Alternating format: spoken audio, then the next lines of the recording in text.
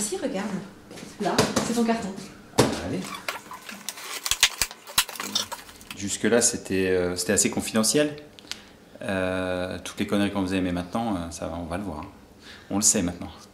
J'espère que la police va pas me rattraper avec tout ce que j'ai dit. Non, c'est top. C'est une histoire de sale gamin de Chamonix qu'on grandit ici en espérant pouvoir se balader un peu dans la montagne. Et à l'époque, on pouvait se balader. Il n'y avait pas d'interdiction. Du coup, on a fait des conneries. On a pu se balader avec nos skis. On faisait de la compétition, toutes ces conneries-là. Et puis après, en fait, on s'est dit, tiens, ce serait pas mal d'aller faire de l'alpinisme en mettant les skis dans les pentes raides. Et puis, on a découvert le parachutisme. Et avec tout ça, la montagne est devenue intéressante à la descente, pas seulement à la montée. Du coup, pour nous, l'alpinisme, c'est ça. C'est grimper et prendre aussi du plaisir à la descente. Et ça a été quelque chose de vraiment intéressant. Et nos meilleurs mentors de l'époque, c'était Christophe Profit, évidemment. On est parti avec lui en Himalaya. Il nous a fait découvrir son jardin un peu partout. Et ensuite, évidemment, un qui nous est arrivé, c'était Jean-Marc Boivin. Et en suivant ses traces, on a décidé d'aller faire d'autres conneries du même style.